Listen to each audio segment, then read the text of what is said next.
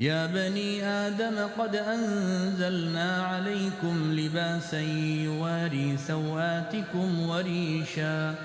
ولباس التقوى ذلك خير ذلك من آيات الله لعلهم يذكرون يا بني آدم لا يفتننكم الشيطان كما أخرج أبويكم من الجنة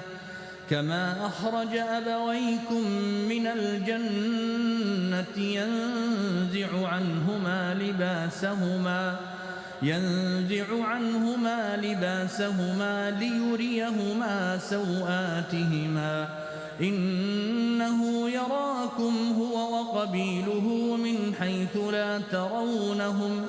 إنا جعلنا الشياطين أولياء للذين لا يؤمنون وإذا فعلوا فاحشة قالوا وجدنا عليها آباءنا والله أمرنا بها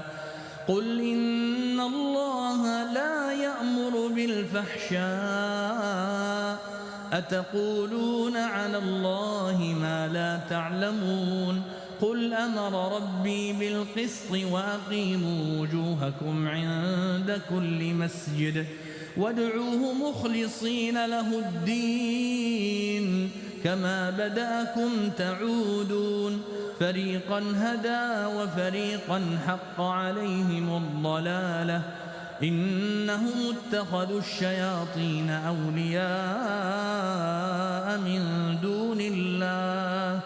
ويحسبون أنهم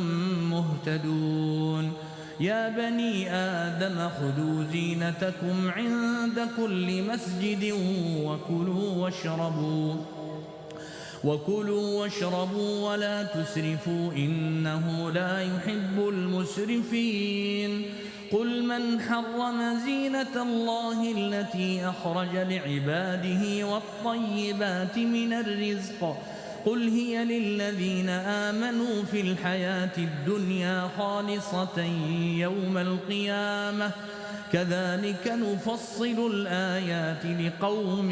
يعلمون قل إنما حرم ربي الفواحش ما ظهر منها وما بطن والإثم والبغي بغير الحق وأن تشركوا بالله ما لم ينزل به سلطانا وأن تقولوا على الله ما لا تعلمون